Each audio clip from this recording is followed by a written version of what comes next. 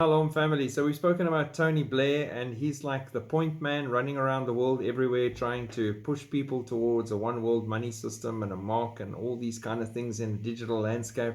He's the guy.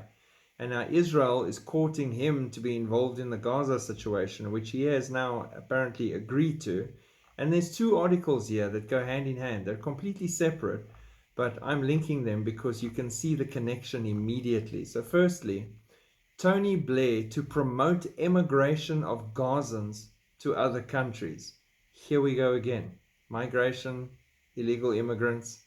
Former UK Prime Minister visited Israel last week and said he would re-examine the possibility of sending Gazan refugees to countries. He spoke to Prime Minister Netanyahu and Minister Gantz.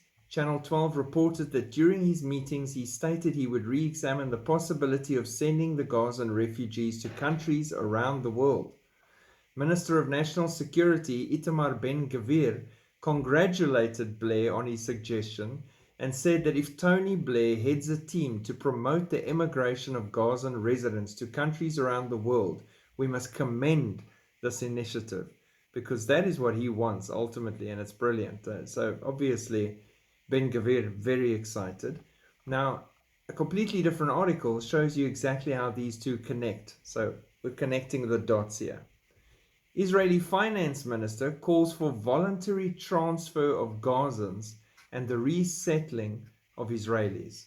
In an interview with Channel 12 News, Israeli Finance Minister Bezalel Smotrich discussed the voluntary emigration of Palestinians from Gaza, the importance of Israel maintaining security control in the region, and the possibility of re-establishing Israeli towns there after the war.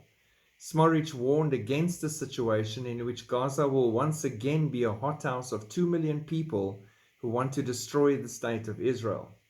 If there were 100,000 to 200,000 Arabs in the Strip and not 2 million, the whole conversation about the day after the war would be completely different. He added, they want to leave, they've been living in a ghetto for 75 years and are in need, let them go. So let's get Tony Blair to ship them out all over the world to other countries. This will advance the plan and program of destabilizing the West. And then the Jews come right immediately and say, right, let's move our people back. Let's get those towns going again. Let's get Israel for Israel, like it used to be. There's no stress and there's no threats here. So the two go together, and then you can see clearly now this is the plan. And if this plan works out, there'll be no stress about that entire patch. And if Blair is involved, he can possibly facilitate the movement to Western countries, because we know the Muslim countries don't want them. Very interesting developments, and definitely something we want to keep our eyes on in the days ahead. Pray for Israel, pray for the peace of Jerusalem, pray for all the civilians on both sides caught in the turmoil, the war, and the chaos, and pray that more and more people experience the love of Yeshua HaMashiach. Shalom.